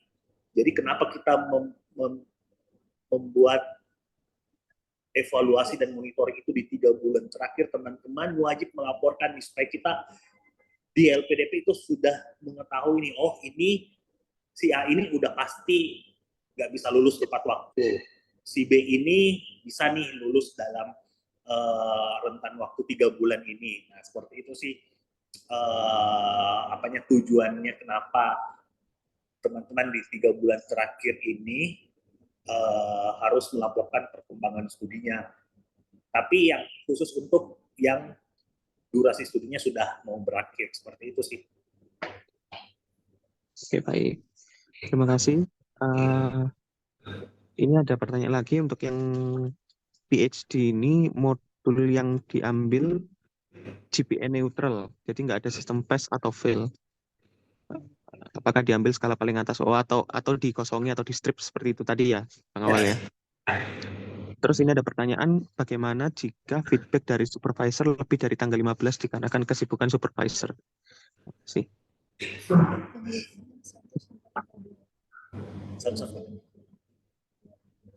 Iya. Ya, mungkin ini emang sih yang menjadi tantangannya teman-teman di PhD kalau tanda tangan supervisornya itu lebih dari tanggal ini ya, lebih dari tanggal periode pelaporan. Kalau misalnya teman-teman nggak bisa mendapatkan tanda tangan progress report dari supervisor ataupun promotornya, ataupun nggak bisa dapat supervision reportnya di tanggal pelaporan itu, kalau saran saya mending lampirkan dokumen yang lain, biar teman-teman nggak masuk ke bagian perbaikan seperti itu. Jadi sebisa mungkin teman-teman di periode pelaporan itu lampirkan apapun yang bisa membuat verifikator di LPDP yakin bahwa teman-teman masih on track di research-nya, bimbingan sama supervisornya, seperti itu sih. Terima kasih. Yes. Oke, beralih ke raise hand, ada 2 orang, silakan ke Mas Muhammad Dahlan. Baik, terima kasih. Selamat malam waktu Indonesia, Mas Awal. Ya, perkenalkan nama saya Muhammad Dahlan, PhD di Cardiff University. Saya cuma punya satu pertanyaan, Mas. Mungkin ini terkait dengan tadi yang Mas Awal bilang, ketika bulan-bulan terakhir gitu ya, LPDP akan melihat, oh ini akan bisa lulus tepat waktu, ini enggak gitu ya. Nah, sebenarnya ini terkait dengan progress report yang selama ini saya buat, karena kebetulan saya udah ini baru mau masuk tahun ketiga gitu ya, jadi udah beberapa kali bikin progress report. Nah, di progress report LPDP itu kan ya saya menulisnya sih memang masih on track ya, karena berdasarkan komen supervisor juga masih on track, risetnya masih on track, masih sesuai dengan on schedule.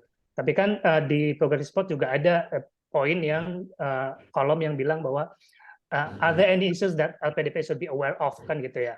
Nah, di sini saya menuliskan dan setelah persetujuan supervisor bahwa memang mungkin kemungkinan saya akan meminta extension terlebih untuk misalkan proses FIFA dan segala macam, karena proses FIFA ketika setelah submit proses FIFA itu kan bisa nunggu 3-4 bulan kan untuk menunggu jadwal FIFA. Nah, supervisor saya selalu nanya nih, Muhammad, gimana dari sponsor kamu ada feedback belum terkait itu kemungkinan pengajuan extension ini? Selalu seperti itu setiap kali saya minta progress report ya, tanda tangan. Ini kebetulan minggu kemarin saya baru minta tanda tangan progress report untuk yang term ini kan, karena term November harus lapor lagi. Ditanya lagi juga, terus saya selalu bilang ya oke, mungkin masih dalam pertimbangan. Nah, sebenarnya ketika LPDP menerima progress report dari teman-teman PhD ini, oke, mungkin dibaca, saya yakin dibaca, tapi sebenarnya tindak lanjutnya itu seperti apa sih, terutama di poin-poinnya itu, poin nomor 13 yang sebenarnya ada nggak sih isu yang LPDP harus diketahui kan gitu ya. Sebenarnya ada nggak sih tindak lanjut, karena selama ini emang nggak ada feedback apapun gitu. Karena kan ini sebenarnya mengantisipasi tadi seperti Mas Awal bilang, jangan sampai di bulan-bulan terakhir masa studi nanti baru ketahuan, oh ini nggak bisa tepat waktu nih. Padahal sebenarnya isu ini sudah diantisipasi, dimitigasi dari awal gitu, bahwa ada kemungkinan isu bahwa memang tidak dapat selesai tepat waktu karena tadi misalkan kasus ini misalkan harus menunggu FIFA dan segala macam. Sebenarnya bagaimana sih proses ini di LPDP sebenarnya, Mas? Itu aja. Terima kasih, Mas Awal. Yes, thank you, Mas Dahlan. Jadi kalau boleh tahu, pengajuan extensionnya itu berapa lama, Mas Dahlan? Kalau di sini sih saya belum state berapa lama, tapi paling hanya 6 bulan, kurang dari 6 bulan karena hanya menunggu buat FIFA ya. Karena FIFA kan biasanya harus menunggu 3-4 bulan gitu ya. Maksudnya gitu sih. Enggak yang buat risetnya, misalkan risetnya tidak tepat waktu apa, enggak sih, buat mengantisipasi buat FIFA aja. Ya, jadi setiap pengajuan extension itu emang cukup berat ya ininya, penilaiannya. Jadi ada beberapa layer untuk pengajuan extension itu, karena terus terang Mas Dahlan, extension ini memang kita nggak bisa nutup, tapi kita nggak bisa buka selebar-lebarnya. Karena kenapa ini pertanggungjawabannya cukup berat buat kami, karena kenapa ini kan pertama pasti butuh pendanaan di luar yang di luar dari masa studi ataupun LOE saat pertama kali dimasukkan. Jadi seperti itu untuk pertanggungjawaban keuangannya, dan yang pastinya juga untuk pertanggungjawaban akademiknya. Kenapa bisa extension itu kan pasti dijelaskan tuh di form reportnya supervisornya. Jadi ada beberapa case emang pengajuan extension itu kita approve, proses di kami itu ada ada beberapa layer, mulai dari di tim AR, terus naik ke selanjutnya itu ada beberapa verifikasi lah, ada beberapa proses yang kami lakukan sampai extension itu naik ke meja pimpinan, apakah ini bisa diberikan perpanjangan atau tidak. Nah, itu tindak lanjut untuk setiap pengajuan extension yang masuk ke kami. Nah, untuk durasinya sendiri seperti yang kita ketahui bahwa kami itu hanya mendanain maksimal untuk PhD itu 48 bulan. Sehingga jika teman-teman melakukan mengajukan nih extension, walaupun itu saran dari supervisornya atau coba menunggu FIFA itu kami bicarakan dulu memang di internal kami. Misalnya Mas Dahlan tadi sudah 48 bulan nih, tapi mengajukan extension 4 bulan untuk menunggu FIFA. Seperti itu. Nah, itu ada prosesnya tuh yang kami lakukan. Apakah memang 4 bulan ini Mas Dahlan cuma menunggu FIFA aja? Dan, nah seperti itu. Atau memang Mas Dahlan dalam 4 bulan ini masih ada research yang harus atau masih ada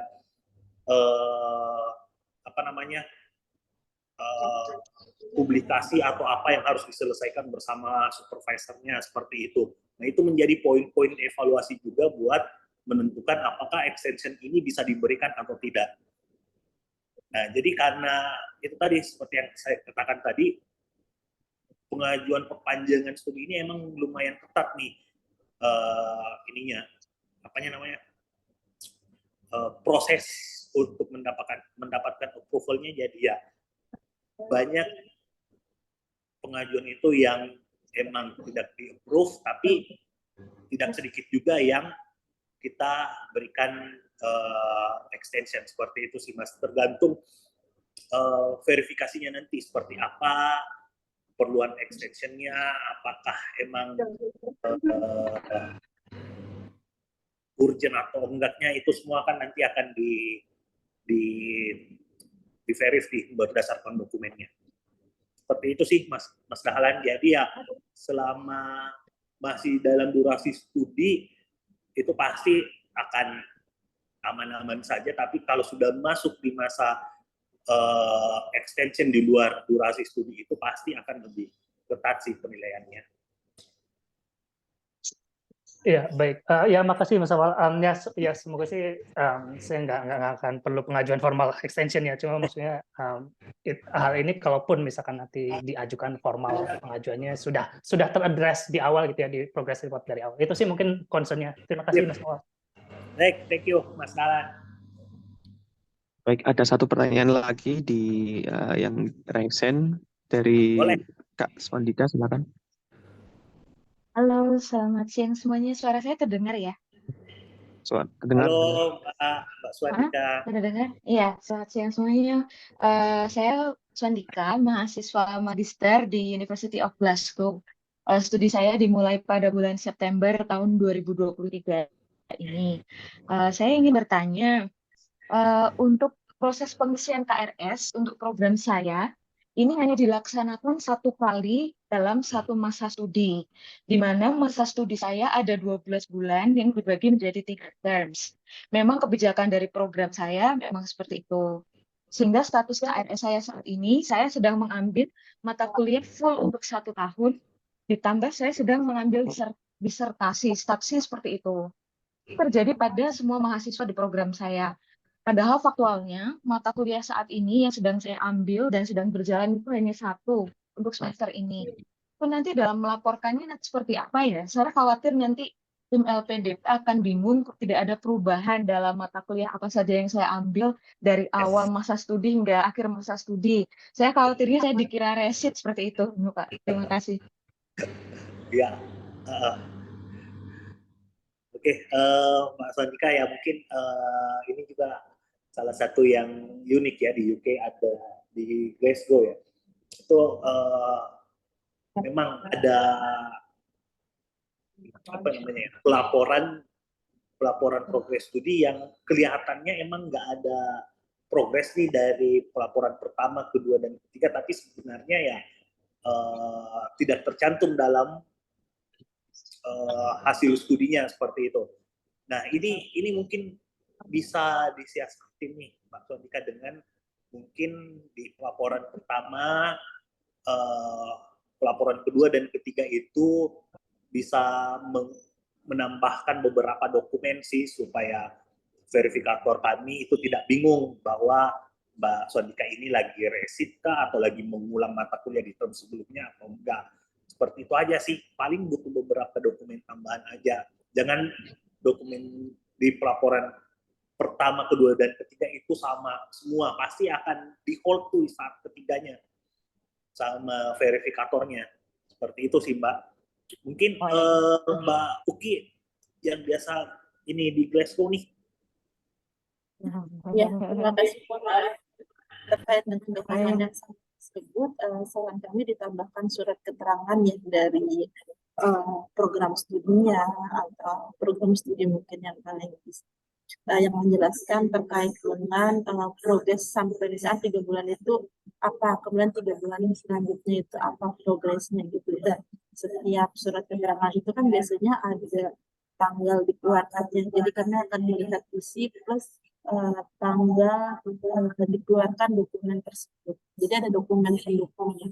Intinya poinnya kita ingin mengetahui bahwa URD atau mahasiswa ini di periode tahun 3 bulan itu aktif seperti itu. Aktif dan kalau ada penjelasan progresnya sejauh mana itu akan lebih baik. Kami titik poinnya untuk salah satunya itu aktif seperti itu. Terima kasih. Oh ya. Terima kasih Kak. Terima kasih Pak. Oke, baik. Terima kasih Pak Awal. Ini alhamdulillah ini pertanyaannya sudah habis. Mungkin ada yang mau disampaikan? Ya, mungkin apa ya sampaikan ya. Mungkin saya mau ajak kenalan aja ya buat teman-teman semua. Ada yang mungkin selama ini di UK cuma kenal lurahnya, kenal tiket bantuan aja kalau mau ada kendala seperti itu. Jadi saya cuma mau nyampein kepada teman-teman. Kalau teman-teman mendapatkan sesuatu yang urgent, misalnya seperti tadi Mbak Utari yang sudah sebulan lebih di sana, living allowance-nya belum cair, pertama itu hubungin dulu teman-temannya atau lurahnya yang paling dekat, dan sampein kepada mereka. Karena kenapa? Respon tiket bantuan dengan respon dari lurah menyampaikan ke kami itu mungkin agak berbeda. Karena kenapa ya, tadi aku sampein tiket bantuan itu pertama masuk itu bukan ke kami langsung, ke Prime dulu baru ke kami. Nah, kalau urgensinya sangat butuh cepat penanganannya, mungkin langsung WA ke lurahnya. Makanya teman-teman nih yang lagi studi di sana, di tiap kota, di tiap univ, saya sarankan ya kenalan lah sama teman-teman sesama awardee dan kenalan sama lurahnya masing-masing supaya saat terjadi sesuatu case yang teman-teman butuh penanganan cepat bisa langsung fast respon kayak begitu. Karena kenapa ya, tadi itu tiket bantuan ini sudah sangat apa ya, bukannya mempercepat tadi, tapi ya emang ada satu bagian lagi yang harus di-address sama mereka, bagaimana caranya supaya tiket bantuan itu bisa langsung sampai ke kami. Nggak mangkal dulu di Prime, berapa lama barunya sampai ke kami. Jadi ya saya sampaikan pada teman-teman yang butuh bantuan penanganan cepat, silahkan hubungin dulu lurahnya atau teman terdekatnya, sampaikan dulu supaya mereka bisa nyampein langsung ke kami. Karena ya teman-teman lurah itu adalah perpanjangan tangan dari LPDP juga. Mereka bisa langsung kontekan sama kami ke AR, ke PIC dan segala macam. Itu sih yang saya mau sampaikan kepada teman-teman di UK, dan semoga ya sehat-sehat semua di sana. Kalau ada sesuatu boleh langsung hubungin, boleh langsung kontekan sama kami. Dan yang paling penting tetap jaga integritasnya di sana sebagai penerima beasiswa LPDP. Itu aja sih yang mungkin saya mau sampaikan. Terima kasih Bang Awal atas masukannya. Jadi semoga ini memudahkan teman-teman untuk mengisi LA-nya ya, nggak telat, dan juga saya pribadi juga berharap ada hilal-hilal kenaikan di UK ini. Iya. Oke. Terima kasih. Dengan begitu saya akhiri. Beli Nara ini nyalakan video, mungkin ada yang mau disampaikan. Boleh. Iya. Beli Nara. Cuman mau minta maaf sama Puang awal nih karena janjinya kemarin 30 menit ternyata 1,5 jam, hampir 2 jam. Mohon maaf ini mengganggu waktu pulangnya nih, jadi nggak pulang itu jadinya Puang awal kan. Aman beli, aman. Siap. Saya doakan nanti sampai ke Inggris ya tahun ini. Mana sudah saya ini sih, saya singgung-singgung Pak Dirut biar datang lah. Biar Puang awal juga datang ya. Yang penting bisa nonton Liverpool lawan MU di sana beli. Waduh, itu yang penting. Iya. Ya, sama izin satu lagi, Puang. Ini akan kita rekamannya kita masukin ke YouTube mungkin, Puang, biar buat teman-teman yang nggak datang bisa nonton juga ya. Boleh. Boleh. Siap. Ya, saya kembalikan ke moderator. Terima kasih Linara, Bang Awal atas bantuannya. Maaf ini agak ramai. Saya tutup sesi pada sore dan malam waktu Indonesia hari ini. Terima kasih. Selamat malam. Assalamualaikum warahmatullahi wabarakatuh. Waalaikumsalam. Terima kasih Bang Awal. Terima kasih teman-teman sudah hadir ya.